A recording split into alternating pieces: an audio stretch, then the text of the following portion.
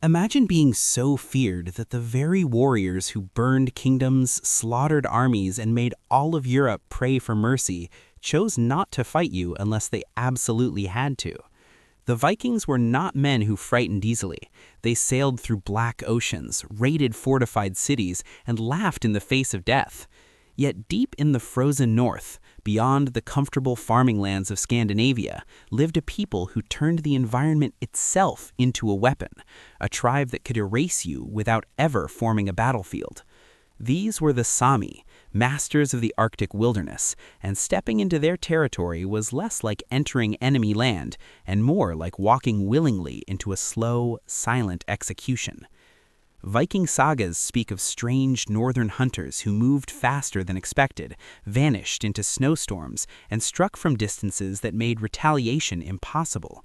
Picture a Viking warband, strong, armored, confident, pushing north expecting another easy conquest. Instead, their fires wouldn't stay lit, their food ran out faster than planned, the cold crept into their bones, and unseen eyes tracked every movement. Then the arrows came, not in glorious volleys, but in patient, calculated shots. One man falls, then another, no enemy in sight. Panic spreads faster than frostbite, because the most terrifying enemy is not the one charging at you, it's the one you cannot find. But here's the twist most dramatic stories miss. The Sámi didn't build empires, didn't march in giant formations, and didn't seek legendary battles. Their strength came from something far more dangerous. They didn't need war to win. Survival itself was their battlefield, and they had already mastered it for thousands of years before the first Viking longship cut through northern waters. To understand why even hardened raiders hesitated around Sámi territory, you need to understand the land. This was not the green Scandinavia shown in movies. This was a world of endless winter nights, blinding snowfields, marshes that swallowed careless travelers, and temperatures that could kill a grown warrior before morning. Vikings were incredible sailors and fierce fighters, but they were not built for prolonged Arctic movement. The Sámi were. From childhood, they learned to read snow the way others read roads. A bent branch meant recent passage. Compressed powder meant someone was nearby. Wind patterns revealed direction, and animal behavior warned of strangers. You could not sneak into their homeland. The land itself whispered your arrival. And mobility? While Viking groups trudged heavily through snow, exhausted and exposed, the Sámi glided across the terrain using skis centuries before skis became widely known elsewhere in Europe. Imagine trying to fight an enemy that could outrun you without appearing to run at all.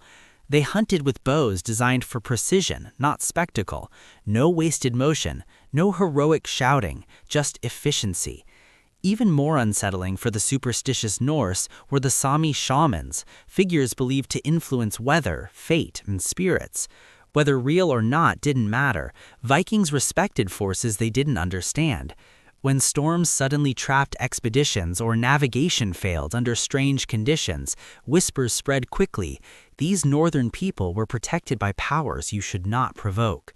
Fear doesn't always come from defeat. Sometimes it comes from realizing the rules of war no longer apply. But the relationship between Vikings and the Sámi wasn't simply predator and prey. It was far more strategic and far more interesting. Vikings were ruthless, yes, but they were also smart traders.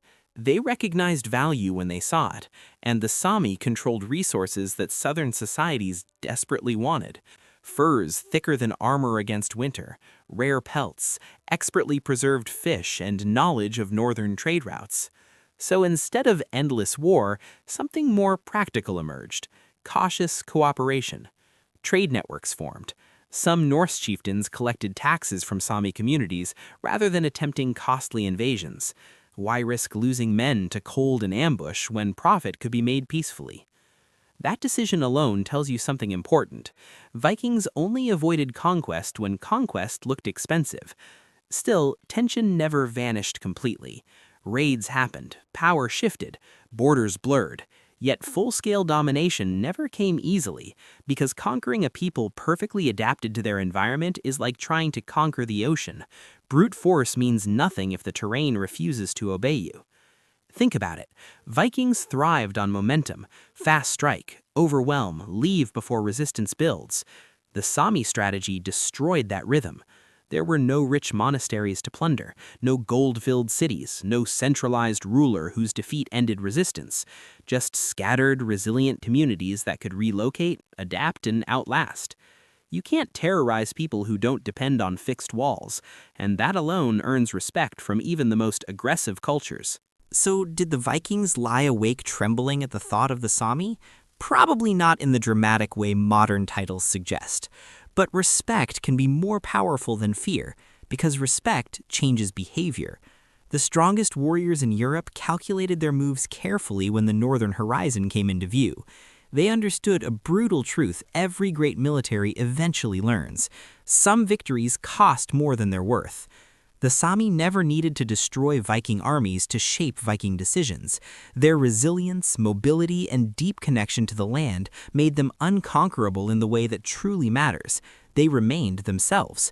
And maybe the real lesson hiding beneath this frozen history is this: power is not always loud. Sometimes it skis silently across the snow, watches from the tree line, survives every winter thrown at it, and waits for stronger empires to exhaust themselves. Long after many feared warbands faded into legend, the descendants of those Arctic survivors still endure. Proof that the hardest people to defeat are not always the ones swinging the biggest swords, but the ones who know exactly where, when, and whether to fight at all. Don't forget to like, share, and subscribe for more informative videos.